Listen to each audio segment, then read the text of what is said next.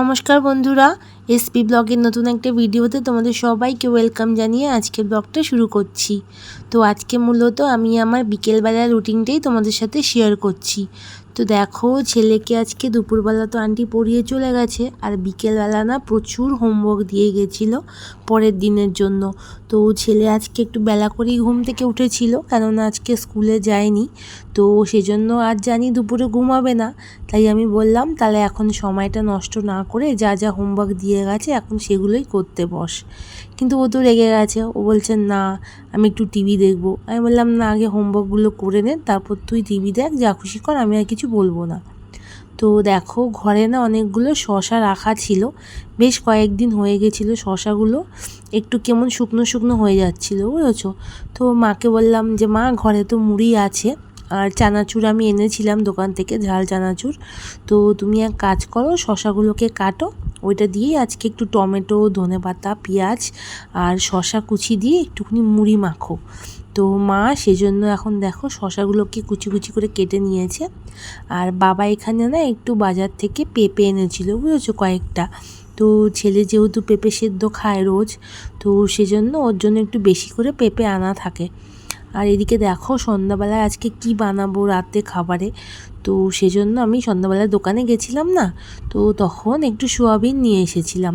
তো বাবাকে বললাম যে তুমি কি সোয়াবিন খাবা? তো বাবা বললো হ্যাঁ আমি খাবো, নিয়ে আয় একটু বেশি করে। তো আমি মা তো খায়নি, আমি, বাবা আর ছেলে খেয়েছিলাম। তো তার জন্য ভাবলাম যে তাহলে আমি আলুটা আর পেঁয়াজ যা যা লাগবে সব রেডি করে নিই, তারপর ঝটপট করে বানিয়ে নেব। আর ছেলের ওদিকে না কথা বলতে বলতে পড়া হয়ে গেছে, ও এখন বসে একটু টিভি দেখছে ওই ঘরে, বুঝেছো। আর মা বাপি তো মানে নিজেদের ঘরে বসে একটু ফোন দেখছে, ফোন চালিয়ে দিয়ে এসেছি। সারাদিন একা একা বসে থাকে, ওদেরও ভালো লাগে না। তো এখন ওরা ফোনে খবর দেখছে, আর এদিকে দেখো আমি টুকটুক করে গান শুনছিলাম। গান শুনতে শুনতে আমি কাজগুলো করে ফেলছিলাম। এদিকে এখন কাটছি আলু, বেশি আলু দেবো না, একটা বা দুটো আলু দেবো, যেহেতু মা খাবে না। তো আমিও খুব একটা আলু এখন খাচ্ছি না কদিন ধরে, তো সেজন্য খুব কমই আলু দিচ্ছি, বুঝেছো। আর সয়াবিন ওই 10 টাকার যে প্যাকেটটা পাওয়া যায় সেটাই নিয়ে এসেছিলাম, ওতে হয়ে যাবে, শুধু তো রাতের জন্য। তো চলো আগে আমি যা যা কাটার আছে সব কিছু কেটে বেটে নিই, তোমরা দেখতে থাকো ভিডিওটা।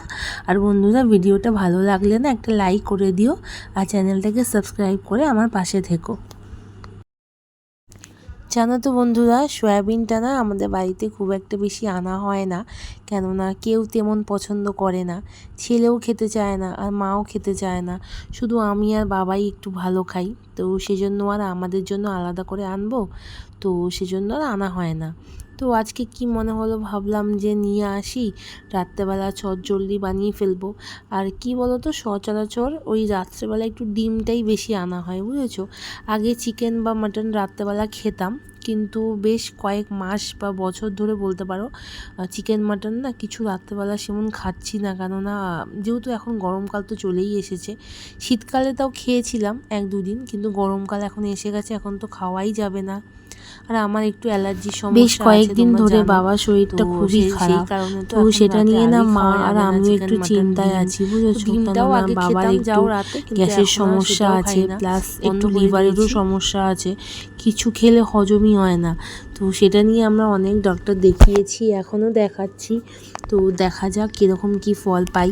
তো সেজন্য না যখনই রান্না করি একটু বুঝে শুনে রান্না করতে হয়। তো বেশি ঝাল বা বেশি মশলা বেশি রিচ করে খাওয়াটা বাবার জন্য একদম ঠিক না। তো কদিন আগে তো বাবা হসপিটালেও ভর্তি ছিল এই সব সমস্যা নিয়ে। তো সেই জন্যই দেখো না, যখনই যাই চিকেন মাটন বা ডিম যাই রান্না করি একটু কম রিচ করে করার চেষ্টা করি। তো খুব একটা কম হয় না, কেননা ছেলে খেতে চায় না, আর আমারও না একটু ঝাল তেল মশলা এরকম না হলে খেতে ভালো লাগে না। তো সে কারণে খুব একটা কম রিচ হয় না, কিন্তু হয় মোটামুটি।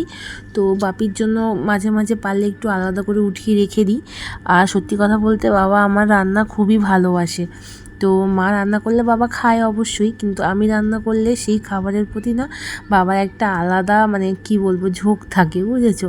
তো মা সেটা বোঝে, কিন্তু মা সেটা বুঝে একটু রাগও করে। তো বাবা বলে যে না সত্যি তোর রান্না খুবই টেস্ট হয়। তো সেই কারণে আমি যখন যাই বানাই একটু বেশি করেই বানাই, যাতে বাবারও হয়ে যায়। আর মা তো অনেক কিছু খায় না, যেহেতু মা অনেক কিছু বেছে খায় জিনিস। তো সেই জন্য বেশিরভাগ আমি বানালে বাবা, আমি আর ছেলেই খেয়ে থাকি, মা খুব একটা খায় না, বুঝেছো। তো মার একটা জিনিস খুবই ভালো, যে শুধু ডাল ভাত বা শুধু আলু ভাজা যাই হোক না কেন মা পুরো ভাত খেয়ে নিতে পারে, বুঝেছো। কিন্তু আমাদের দ্বারা না ওইসব সম্ভবই না, মানে একটু কিছু তরকারি বা একটু কষা কষা কিছু না হলে না খেতেই পারি না। আর এদিকে দেখো ছেলে কি করছিল সেটা একবার দেখতে গেলাম আমি, আর ঘরের মধ্যে লাইট জ্বালিয়ে রেখেছিল। তো আমি বললাম যে ছোটো লাইটটা জ্বালা, বড় লাইটটা বন্ধ করে দে, কেননা ওর চোখেও না কদিন ধরে খুব সমস্যা হচ্ছে, বুঝেছো। মানে ওরও অ্যালার্জি আছে, তো সে কারণে না চোখ পুরো লাল হয়ে যাচ্ছে। আর এখনকার বাচ্চারা তো বোঝোই টিভি ফোন দেখতেই থাকে, তো সেই কারণেও না চোখ লাল হয়ে যাচ্ছে। তো ডক্টর দেখিয়েছিলাম আমাদের এখানে, তো সে 2-1টা ড্রপ দিয়েছে আর খাবার ওষুধও দিয়েছে। তো খাবার ওষুধটা আপাতত বন্ধ আছে, কিন্তু ড্রপটা বলেছিল 2 বেলা করে লাগাতে। তো একবেলা লাগিয়েছি, আর কিছুক্ষণ পর আরেকবেলা আমি লাগাবো। তো সেই কারণেই ওকে বললাম যে ওই আলোটা জ্বালাস না, চোখে নাহলে খুব লাগবে, আরও চোখ জ্বলবে। তো বাচ্চা মানুষ বললেও শোনে না, তাই আমি গিয়ে লাইটটা বন্ধ করে দিয়ে আসলাম। আর এখন এদিকে দেখো, এখন আমি চাকু দিয়ে কাটছি পেঁয়াজ, এই 2খানা পেঁয়াজই দেবো। আর অল্প একটু 2-3 কোয়া মতো রসুন নিয়েছি, আর একটুখানি আদা নিয়েছি। তো আমার না রসুনটা খুব একটা ভালো লাগে না, মানে রসুনের যে ফ্লেভারটা বলো বা স্মেলটা, তো সেটা আমার একদম পছন্দ না। কিন্তু আদাটা আমার মানে যে কোনো সবজিতে আদার ফ্লেভারটা একটু বেশি পছন্দ হয়, বুঝেছো। তো সেই কারণে আমি যে কোনো রান্নাতেই, সেটা মাংস হোক বা ডিম, আদাই একটু বেশি করে দিই, রসুনটা একটু কম দেওয়ারই চেষ্টা করি। আর আমি যাই সবজি বা পেঁয়াজ রসুন কাটি, আমি চাকু দিয়েই কাটি, কারণ ওই বটি দিয়ে আমার না কাটা হয় না। আর দেখো এদিকে আমার রান্না করতে করতে সোনা এসে হাজির হয়েছে। দরজাটা না একটু আমি খুলে রেখেছিলাম, কেননা জানি রাত্রি হয়ে গেছে, ও ঠিক রাতের খাবার খাওয়ার জন্য চলে আসবে। তো ও এসছিল, ওকে প্রথমে যা ভাত ছিল দুপুরবেলার, সেখান থেকে একটু দুধ দিয়ে মেখে ওকে দিয়ে দিয়েছিলাম। তো সবটুকু ভাত খেয়ে নিয়েছিল। দুপুরে না আজকে একটু কম করে দিয়েছিলাম, কেননা সকালে একটু বেশি দিয়েছিলাম, তো সেই জন্য দুপুরে কম করে দিয়েছিলাম বলে ওর পেটে খিদে ছিল, বুঝেছো। তো আমি জানি রাত হওয়ার আগেই চলে আসবে, তাই ওকে আগে খাইয়ে দিলাম। খেয়ে দিয়ে ও চলে গেছে ওর জায়গা মতো। আর এদিকে দেখো আমি আলুটাকে ভালো করে ধুয়ে একটু হলুদ মাখিয়ে নিয়েছি। তো আলুটাকে আমি এখন প্রথমে ভেজে নেব, তারপর আমি এই তেলের মধ্যেই সয়াবিনটাকেও করে রেখেছি, মানে গরম জলে একটু চুবিয়ে রেখেছিলাম, তো সেটাকে উঠিয়েও এখন ভেজে নিচ্ছি। তো দুটো আগে ভেজেই নেব, না ভেজেও করা যায়, তো আমার মা ওরকম করেই করে, কিন্তু আমি আবার সয়াবিনটাকেও ভেজে নিই, আলুটাকেও ভেজে নিই, বুঝেছো, আলাদা করে ভেজে উঠিয়ে রাখি। তারপর যা যা মশলা কড়াইতে দিয়ে কষিয়ে তারপর আলু আর সয়াবিনটাকে দিয়ে দিই। তো বন্ধুরা এখন না ওই রাত প্রায় 10টা মতো বেজে গেছে, বুঝেছো। মানে টুকটুক করতে করতে সেই আমার দেরি হয়ে গেছে। এদিকে ছেলেকে একটু কথা বলছিলাম ছেলের সাথে, তারপর বাবা মার সাথে গিয়ে একটু কথা বলছিলাম, এই করতে করতে আমার অনেকটাই লেট হয়ে গেছে, বুঝেছো। তো এখন দেখো কড়াই বসিয়ে দিয়েছি, আর বসিয়ে এখন আমি সয়াবিনটাকে ফ্রাই করে নেবো ভালো করে, একটু লাল লাল করে। করা হয়ে গেলে দেন আমি আলুটাকেও একটু ফ্রাই করে নেবো। ফ্রাই করে নিয়ে তারপরে আমি মশলা দিয়ে কষিয়ে তারপর আলু আর সয়াবিনটাকে ওর মধ্যে দিয়ে দেবো। তো আজকে ভাবছিলাম যে একটু কষা করব, কিন্তু বাবা বললো যে না, একটু লাল লাল করে একটু পাতলা করে ঝোল কর সয়াবিনের। তো আমি বললাম ঠিক আছে, বাবা যখন বলেছে সেটা তো করতে তো হবেই। তো সেজন্য আজকে একটু লাল লাল করে ঝোলই করবো সয়াবিনের, বুঝেছো।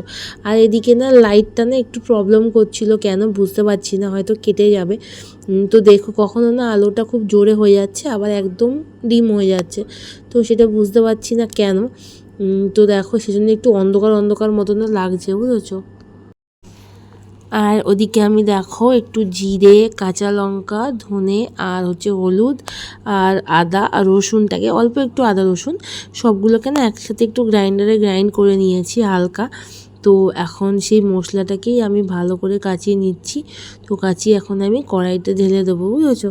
তারপর মশলাটা একটু কষা কষা হয়ে আসলে তারপর আমি সোয়াবিন আর আলুটাকেও দিয়ে দেবো। আর আগে দেখো আমি পেঁয়াজটাকে দিচ্ছি, পেঁয়াজটাকে একটু ফ্রাই করে তারপর আমি মশলাটাকে দিয়ে কষাবো, বুঝেছো। পেঁয়াজটা একটু লাল লাল হয়ে যাক, তারপর কষাবো মশলাটা। আর আজকে না বন্ধুরা বাইরে না খুব সুন্দর হাওয়া দিচ্ছে, বুঝেছো। তো সেই জন্য না আমি একটা পাল্লা দেখো খুলে রেখেছি জানলার, আর ওই জানলাটার ওই পাঁচিলটার ওপর দিয়েই সোনা এসে ডাকে, বুঝেছো। তো সেজন্য যখনই রান্না করি তখনই না ওখান দিয়েই আসে, তো সেজন্যই আরও খুলে রাখা, যে আসলে দেখতে পারবো, তো না হলে তো না খেয়েই চলে যাবে, বুঝেছো। তো সেই জন্য একটা সাইড দেখো খুলে রেখেছি, খুলে আমি এদিকে রান্না করছি। তো এখন রান্না আমার মোটামুটি হয়ে গেছে, আর 5 থেকে 10 মিনিট লাগবে। তারপর হয়ে গেলেই বাবাকে খেতে দিয়ে দেবো, আর আমরাও খেতে বসে পড়বো। আর দেখো ফ্রিজে না এই একটাই টমেটো ছিল, বুঝেছো। তো এটা ভেবেছিলাম কালকে একটু মাছে বা মাংস দিয়ে দেবো, কিন্তু বাবা বললো যে না, দিয়ে দে, কালকে এমনিতেও টমেটো আনতে হবে। তো ভাবলাম ঠিক আছে, এটা আমি সয়াবিনে দিয়ে দিই তাহলে। তো একটাই ছিল বড় টমেটো, তো এটা কি এখন আমি ভালো করে ধুয়ে নেব, ধুয়ে তারপর কেটে এটাকে আমি দিয়ে দেবো। এখন দেবো না, মশলা কষা হয়ে গেলে তারপর দিয়ে দেবো, বুঝেছো। আর বন্ধুরা, তোমাদের যদি আমার ভিডিও ভালো লেগে থাকে তাহলে একটু লাইক করে দিও, আর পারলে চ্যানেলটাকে একটু সাবস্ক্রাইব করে দিয়ে আমার পাশে থেকো, তাতে আমার খুব উপকার হবে। আর যদি তোমাদের ভিডিওর মধ্যে কিছু খারাপ লাগে বা আমার কোনো কথা বা কিছু যদি তোমাদের খারাপ লাগে, তো আমাকে প্লিজ কমেন্ট করে জানিও, যাতে আমি সেগুলো আবার পরের বার থেকে শুধরে নিতে পারি। তো বন্ধুরা, তোমাদের সাথে বকবক করতে করতে দেখো আমার রান্না প্রায় হয়ে এসেছে। এখন মশলা আর সব কিছু দিয়ে কষানো আমার হয়ে গেছে, মানে সয়াবিন, আলু, মশলা সব একসাথে কষানো হয়ে গেছে। এখন শুধু আমি টমেটোটা দেব। টমেটোটা একটু মজে আসলে আমি একটু জলও দিয়ে দেবো। এখন অবধি তো জল দেইনি, তুমি তো দেখতেই পারলে তোমরা। তো আমি ওই থালাটা দেখতে পাচ্ছ না, ওর মধ্যে অনেকটা তেল আছে, তো ওইটাকেই আমি ধুয়ে ওই জলটাকে দিয়ে দেবো। ওই জলটাকে দিয়ে একটু কষিয়ে তারপর আমি ঝোল দিয়ে দেবো। তো বন্ধুরা, আমি আজকে আমার ভিডিওটা এখানেই এন্ড করছি। আবার দেখা হচ্ছে তোমাদের সাথে কালকে নতুন একটা ব্লগে। তোমরা সবাই সুস্থ থেকো, ভালো থেকো।